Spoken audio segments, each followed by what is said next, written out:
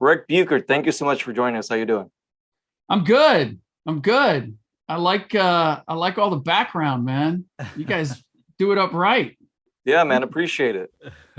So, hey, let's start off by talking about, well, it was the biggest news, right? Yesterday afternoon, Tom Brady coming Yeah. out of retirement, sort of, right? So he announced via social media that he's going to be returning for his 23rd season in the NFL with the Buccaneers. I just want to get your thoughts on that. Yeah, I guess in part I'm not surprised because you're retired a long time, man, and if you think you can still play, I mean, we saw Michael Jordan come out of retirement. We've seen guys push the envelope to the point where, and this is where I just wonder, is it going to take an injury? Is it going to take looking bad to finally say, okay, I don't want to play anymore? That's the toughest thing. Is I think all of us who appreciate a certain athlete, we want to see him go out on top. Like I was there when Jordan hit the shot over Brian Russell. Like I didn't need to see the Wizard years. I knew, like I appreciated the competitive fire that made him come back, but I didn't. I just, as a fan of Jordan, I didn't need to see that. I don't fault him for coming back. You want to do it as long as you can. Hell, look at me. I'm just still doing this, man. I like there's probably like, hey, can you move aside? Can you let the young bucks in? I mean, what are you doing, Bucher? Like you're taking up airtime. So I kind of I get that, and I get the idea that when you're still capable of doing it, you want to do it. But I always put Brady in a very special category, and when he retired, I applauded it because I said, you know what, he's got his own standard, and he's not the same Tom Brady anymore. And if he goes back to the Buccaneers, I don't know that he's playing for a Super Bowl again. Okay. And that to me was the Tom Brady standard. I don't want to just be a good quarterback. I don't want to just be a top 10 quarterback. I want to be a guy who's on a quarterback who wins Super Bowls or competes for Super Bowls. So him dipping when he did, I was like, man, that's impressive. So now he's coming back and I'm a little less impressed. I'm a little less impressed, and I'm wondering how Giselle and the family is like. To be that good, you got to be obsessive, right? You got to be obsessed with your work. Um, but man, that's that's quite that's quite somebody and quite a family to kind of say, hey, I'm going to remain obsessed with my profession. I'm ready to join you, and now I'm not. I think that's a tough sell. Well, Rick, do you think when he retired via social media, I mean, he never had like a formal press conference saying he was going to retire from the NFL. Do you think he was trying to see what teams other than the Buccaneers were interested in his services, and that's why it took so long to come back? I just a guy like Tom Brady, and with his representation, he doesn't have to retire to be able to find that out. Like he could find out what the deal is. Now, if you're saying this, then it's a pretty brilliant point. So you can take credit for it even if you hadn't thought of it. If this gave him the leverage to force the Tampa Bay Buccaneers to trade him to the team of his choice, now that would be a chess move. Because it's like, if you're just staying, if you don't retire, if you don't go through that whole rigmarole and you say, hey, I want to be traded, it's not quite as I'm retired. I'll come back and let you get something for me if you move me. Like that, that's creating additional leverage just by making a show of I am willing to step away from the game. If he did that and he ends up with the 49ers, where, having grown up in the Bay Area and kind of wanted to complete the circle, I would have to revisit my being less impressed. I would be more impressed again, because that would be a G move for sure. Yeah, and Rick, speaking of sports stars performing at a high level at a very, I guess you can say, older age, LeBron James, Los Angeles Lakers, obviously not the way that they planned the season to go. They're struggling. They just can't figure it out. Yeah. I just want to get your thoughts on the Lakers. Ooh. Well, I didn't think it was going to work from the beginning. I didn't think it was going to be this bad, but I didn't think it was going to. I just didn't think you could put all those old bodies together, not just old bodies, but all guys who had been stars. Like LeBron has always had veteran guys around him, but he's had veteran role players, guys who know how to play off of his system. Where you got Carmelo, Russ, like those guys, they were the system. Like, so now you're asking them to be complementary players. And Melo had gotten a taste of that playing with Portland, but this is kind of brand new for Russ. Russ has only had to deal with like one star, Harden or Beal. Now he's got LeBron bigger than any of those guys.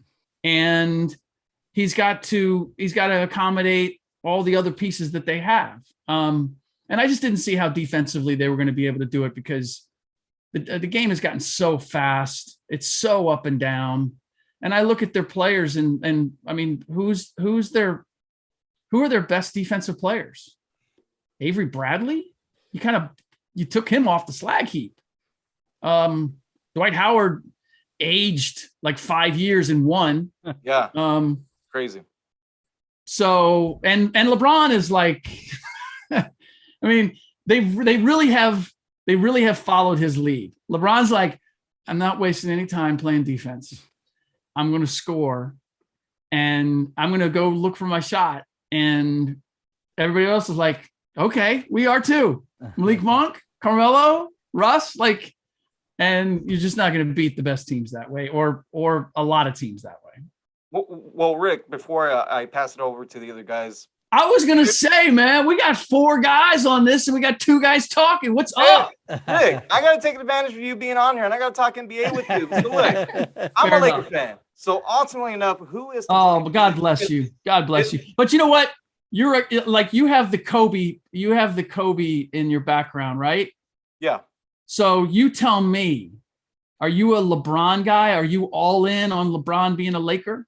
I'm a Laker fan. I'm not a LeBron fan. So if LeBron leaves, and I expect him to leave at some point, I will continue to be a Laker fan, regardless. Okay, but you didn't answer the question.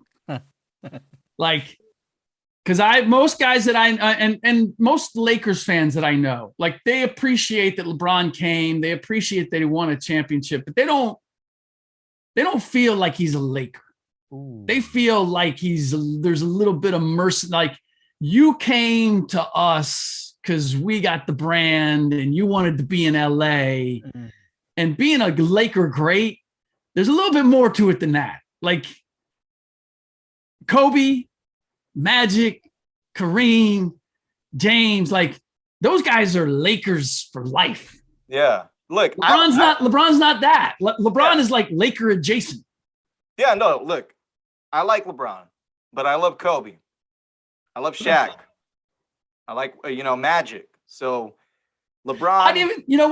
I'm not even sure I'd put Shaq 100% in that category. But I mean, when I was growing up and I was watching them, it was Kobe and Shaq, and they won 3 championships together. Yeah, but again, it's good. Like if we had, the different levels, you got like Magic, Kobe, Kareem here, you got Shaq here, and then you got LeBron here. Is that fair? Right. Am I reading the Laker faithful correctly on that? Well, I think for the most part, a lot of the Laker fans would feel like that. Look, a lot of the Laker fans now do like LeBron because he did bring a championship to the Lakers, even though it was a double. Oh, there we go. I don't know if it was yours or mine. My thing just froze. No, we're all good. Yeah, we're all good now. Yeah. So you were about to answer my question. So the Laker fans appreciate what LeBron has done since he did bring a championship to the Lakers. And I know some people say it's a fake championship because it was in a bubble. And of course, we had Kobe passing away that year and all that good stuff. So as far as Laker fans go, they appreciate LeBron. They hate seeing the team lose the way that they are. So my question, though, who do you think is to blame? Is it Genie Buss? Is it Rob Pelinka? Is it LeBron James? It starts with LeBron James. They did what LeBron James wanted. They went and got Russ, and they threw everything against the wall to go get Russ. And I don't even fault LeBron necessarily for what he was after. And I mean, because this is kind of the difference between me and well, this is how I look at things. Is I judge on the logic of what you're doing as opposed to the result. Like in a game, you might run the perfect play and it might not work. Shot might rim out. Offense is better than the defense. Like whatever it might be, like if your decision was the right one, I'm not going to fault you for that. So I'm not going to fault LeBron for going to get Russ because I understand the thinking behind it. I didn't think it was going to work, but what were his other options?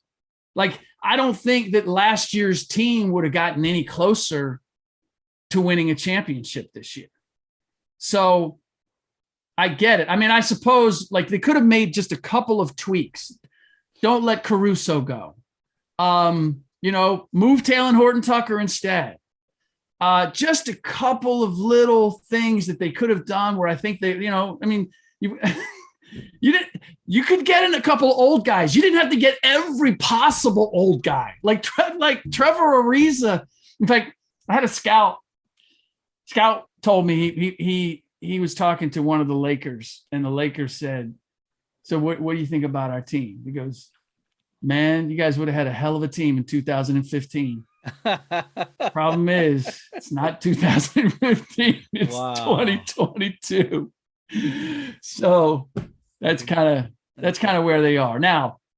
A strong owner, a strong GM. They say, okay, we know you want that guy. Like, I'm dating myself here with the Spurs. They trade Malik Rose was Tim Duncan's best friend. They traded Malik Rose. There was somebody else. Tim told me once. There's like they trade all his best friends, like all the guys that he'd like say, no, you gotta keep him here. They would do what was best for the team. That's what a strong GM, that's what a strong owner does. But the power structure of the Lakers did not make that possible. Thank you, Rick. Ric Bucher, what's going on, my man? What's going on? Pretty good. Hey, man, how was it? Real quick, I'm going to talk to you about FS1 Fox. I think it's the number one show in the market. I like them better than ESPN. But I'm going to say this. How was it filled in for Skip and Shannon for 2 weeks? I love it. I love it. As you know, I've done Undisputed. I even do First Things First, which means I got to get up at like 4 a.m. to like do TV.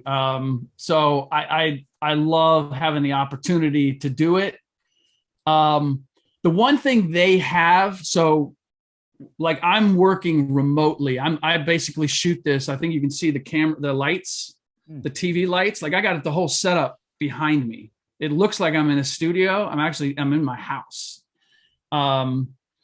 Those guys being at the same table across from each other creates a chemistry and ability to go back and forth that's just different when you're not physically in the same place. And so that, but the opportunity to borrow their platform. My whole thing is like, anytime I do somebody's show is like, if they're watching, I hope they feel like I took care of their show. Like I respected their space and it was good enough that they don't feel like we did any damage to it. Some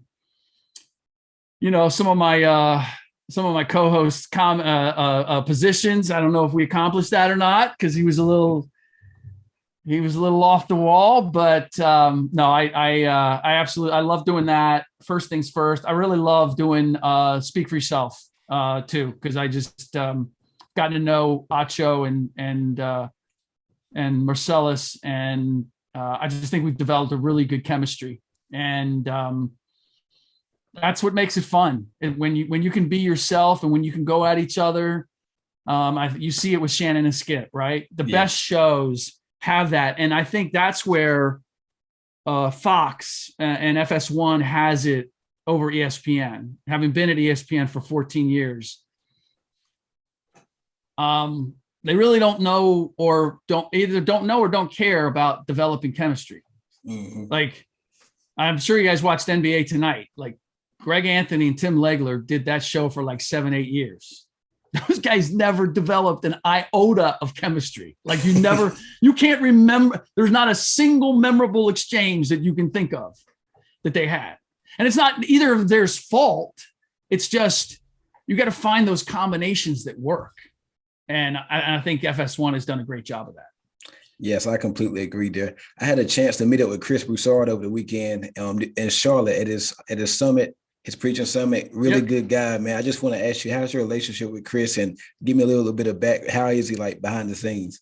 Oh man, Chris and I go way, way, way, way back. And in fact, one of the reasons that I do not say no anymore to any TV appearance is because you remember Cold Pizza on ESPN? Mm-hmm. It was a morning show on ESPN, sort of like, everybody's got that morning show now, but that was kind of new territory to have a talk show that early on the East Coast. Well, they were asking me to be on the show. And at that time, I didn't have a setup in my house. So it meant I was going to have to drive up to San Francisco. I live about 45 minutes outside of San Francisco. Drive up to San Francisco to a studio to do hits like at 4 a.m., 4:30, and usually just 1 or 2 hits. Mm-hmm. And I was like, I kept dragging my feet because I was doing everything else, right? Can I do it on the phone? Like, I just found reasons not to do it. That led to them hiring Broussard and him getting TV time. And now I got competition. Now I got another NBA cat who's good on TV. I opened the door. For that cat. I should have done Cold Pizza. So, but no, we played pickup back in the day. I don't know if they do it as much anymore, and they probably haven't done it the last couple of years, but during all the playoffs or the finals, especially the finals, the media would have pickup games and we would play on the court. Like, they'd have like availability, and then they'd allow us to play on the court, or we'd find a nearby gym, and we had some knockdown dragouts. And but that was so much fun. So Chris and I go way back, and I'm happy to be a colleague with him again. Sir, my last thing, I don't know if you're going to be on First Things First in the morning, but can you please tell Nick Wright to lay off my Patriots and Mac Jones? I appreciate it. I will do that when the opportunity comes along. I actually am going to be on First Things First tomorrow. But I know that I'm not hitting the Patriots question, but I'll take that up with him. Although I don't know that it's going to make much of a difference. Once he decides he's got a certain take on something, it's awfully hard to dissuade him. Nick is something serious, but I appreciate it, Rick. You got it. Hey, Rick, and last but not least, man, I'm here from Texas. I heard you mention a little bit of Spurs there for a moment. So, I guess it's real hard to follow, right? Because we concentrate so much on football. But so tell me, what do you think the layout is for the Spurs? Pop he's getting up there in age, right? Oh, for sure. Sure. How long can he do this? Well, he can do it as long as he wants. True. For the Spurs. It's a matter of how much longer he wants to do it. And I haven't had a conversation with him recently to know that, but he's checked all the boxes, right? He coached the national team. He won a gold medal. He's obviously won championships. Now he's got the all-time record for wins, although I don't know that was really, a be all and end all. Mm-hmm. Funny story is I first met Pop when he was an assistant coach for the Warriors, which he talked a little bit when he got the record, how Nelly gave him a job. And I was brand new on the beat, and I went to see Nelly, and he had his whole coaching staff in there. And I remember Pop sitting there, and he was like sitting back. He didn't say anything. He was just staring. He was just watching me. He was just staring at me, just sizing me up. Wow. And I went in to tell Nelly, I was like, hey, look, this is the way I work. I don't have hidden agendas. I know you can't answer every question that I have. I just ask that you never steer me wrong. Never like give me bad information just to keep me off the trail. And I probably talked way too long, probably 5 minutes or whatever. And when I was done, Nelly says, well, if I gotta lie to you, I'm gonna lie to you. I'm like, okay, well, all right. So we got the ground rules out of the way. Okay. So, but it actually gave me a lot of liberty, because now I everybody was terrified to cross Nelly. If he said something, that's what you wrote, and you just took that as gospel.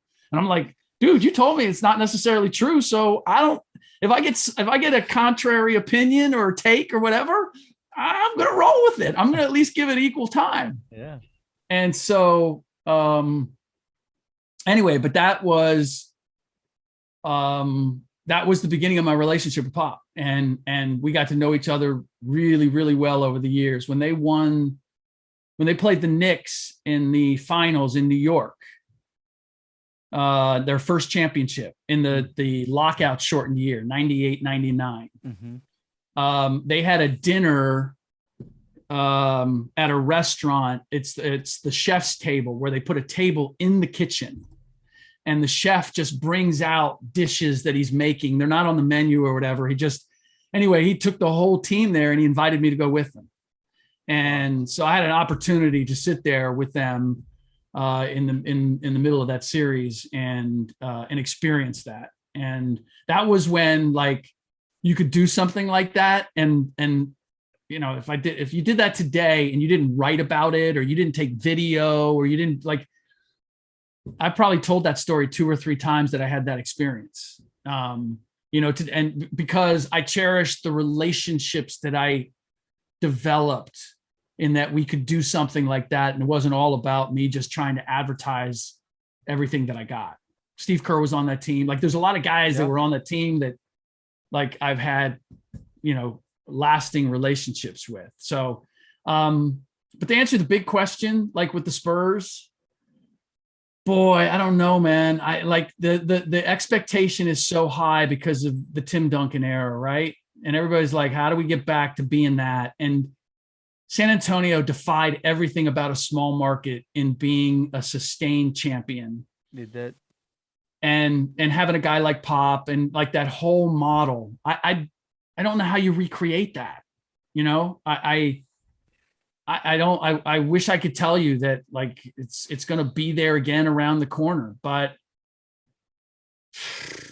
I don't know, man. I would cherish the memories, and they get back into contention and build a perennial playoff team. Like, be happy with that rather than, don't be Portland. Okay. Don't be Portland. They won one championship like 40 years ago, and everybody is not good enough because we're not, why aren't we title contenders? Like, you're Portland. Like, it's not a birthright that you get to, like, go to the finals or whatever. They went to the playoffs 8 years in a row. No, we need to get rid of Neil Olshey. No, we got, like, Terry Stotts. No, it's not, like, what are you doing? Like, do we need to trade Damian Lillard because he's not getting us a championship? It's like, stop it.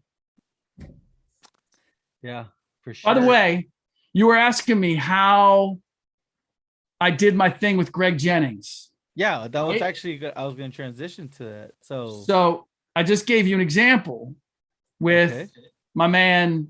I'm sorry, I've forgotten your name. First guy, Fidel.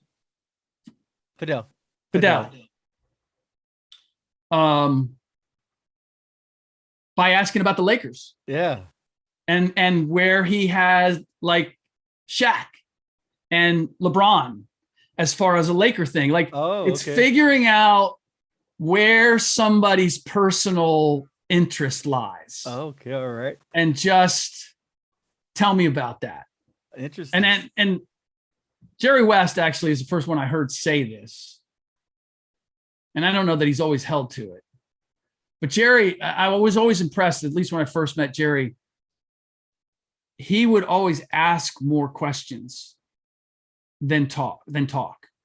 Like he would ask me what I thought. I'm like, I'm talking to Jerry West. Why should he care what I think? But he always wanted to know what everybody was thinking, because that's how he got smarter. Like he already knew what he knew. Yeah. He wanted to know what you knew. And he never took for granted that you might know something that he didn't know, or might like shift his thinking in some way. So as much as I talk at times, especially when I'm on those shows, what I've discovered is I do my prep. I do my prep enough to like support my idea and have that cold. But once I go on the show, I need to really listen to what the other person is saying and where they're going.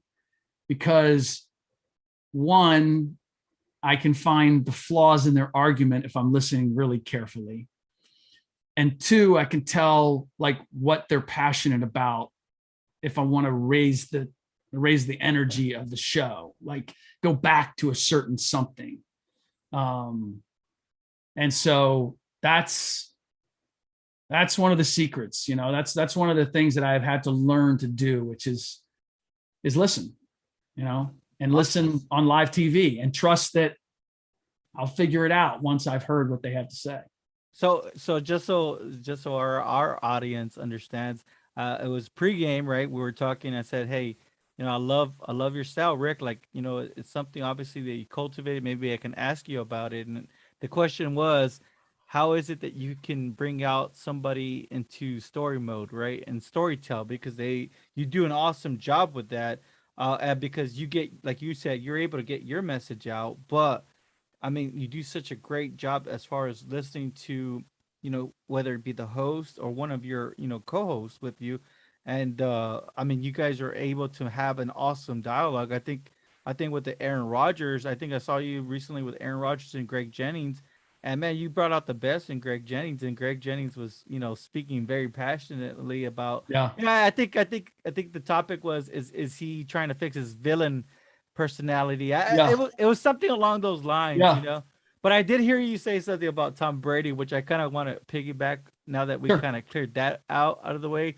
Do you feel that, you know, the decision with Tom Brady? I mean, it would like Fidel said, they fumbled the announcement, right, so to say. Yeah.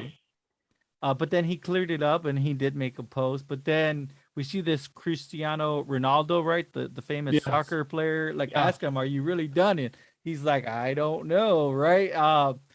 And then for him to make out the announcement, I was having this conversation with one of my friends here, and I said, do you feel like, you know, maybe perhaps Tom Brady wanted to take away the shine from Aaron Rodgers? You know, because, you know, forever and ever, I mean, the last couple of off seasons, Aaron Rodgers, it looks like he's in, he's out, he's like lukewarm, he doesn't know what he's gonna do. This one he was sure, and he said, "Let's go." Yeah. And now Tom Brady probably seeing, hey, Russell Wilson's out of the NFC, you know. So let me just take away the shine from Aaron Rodgers. I mean, do you think anything along those lines? There's some kind of truth to it in terms of coming back. Yes, like in other words, take the spotlight. Like in other words, he's the GOAT, and he doesn't want nobody else to have his spotlight. Because there has been a debate lately, as of the last couple of seasons, who is the GOAT? Is it Aaron Rodgers or Tom Brady? Easy for us. I mean, championships equals greatest of all time territory. It's a fair question. I don't think so. Okay. I don't think that's enough to come back to say, I want to go through training camp. I want to, like, all that you have to do. Yeah. To play and to play at the level that Tom Brady has played. Makes sense. At, to say, I'm going to come back just to kind of steal this guy's shine.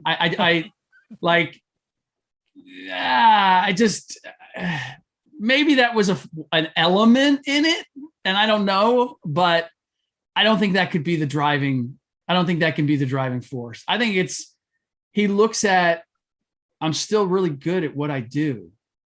And once I shut it down, I'm never going to do this again. And he got 40 days of what home life is without the game. Right?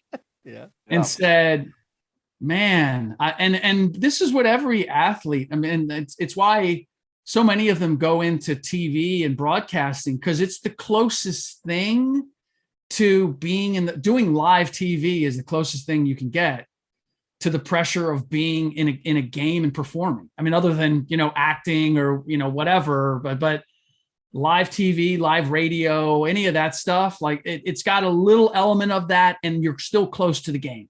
And you have the camaraderie of the people that you work with.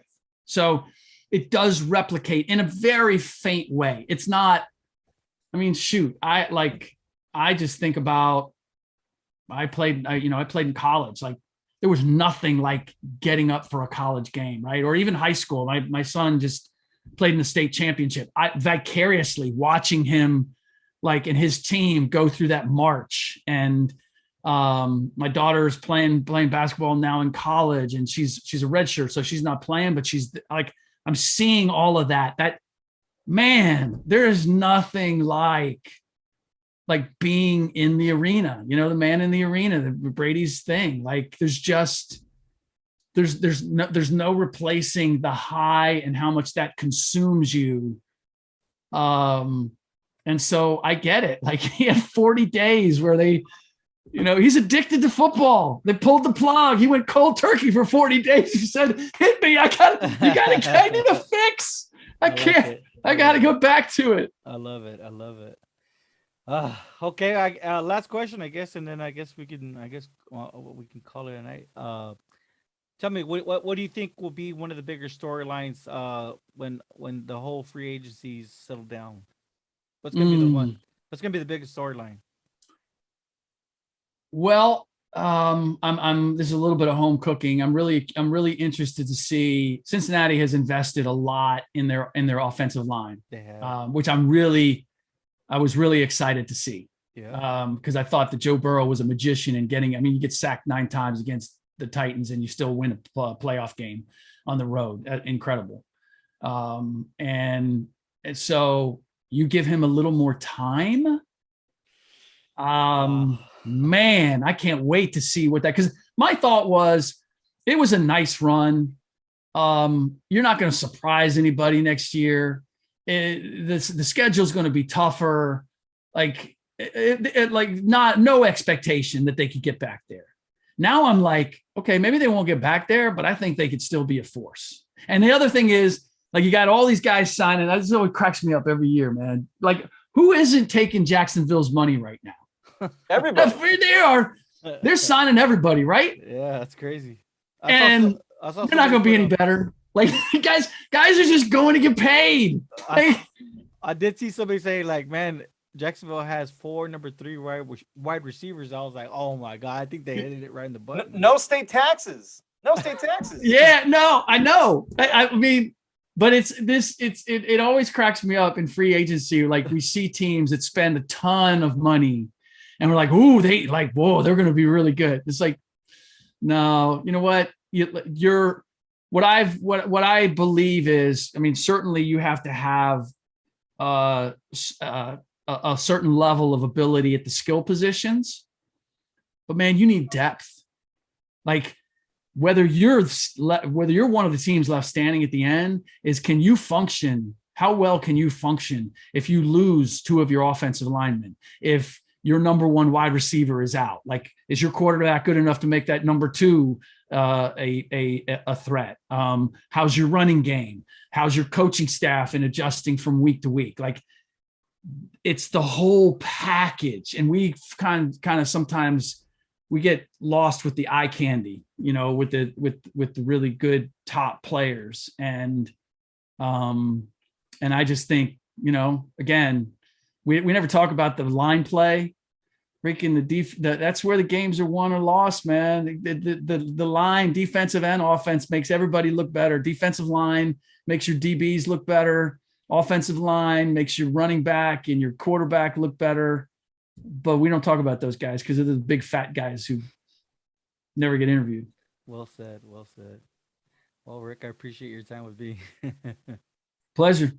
Hey, Rick, just want to say thank you so much for joining us. It's been a lot of fun. But before I let you go, I got to get your quick thoughts. Who makes it out of the East and who makes it out of the West for the NBA Finals? Well, I said Suns Bucks at the beginning of the year. I said we're gonna have Suns Bucks 2, and I'm gonna stay with that for now. Golden State's looking really good, and we're fine. You know, they fell off. They got Draymond and Andre. It's going to be a matter of health with them. It's I mean, the truth of it is it's wide open. I was impressed with Brooklyn and what they did against Philadelphia. I still think they need Ben, and he's got back issues. I don't know if they can work him in quickly enough. I just think the collective experience of making the march through the postseason is invaluable, and both the Bucks and the Suns are young enough that I don't look at any of their players and go, "Oh, he's not like that guy's not the same." You know, whereas the Warriors, can Andre Iguodala still play at the same level? Can Draymond stay healthy? What's Clay going to be? Like, a lot of questions there. So I'm going to stay with Suns Bucks. I know that's kind of a boring answer, but I like it. I like it. All right, Ric Bucher, thank you so much. My pleasure.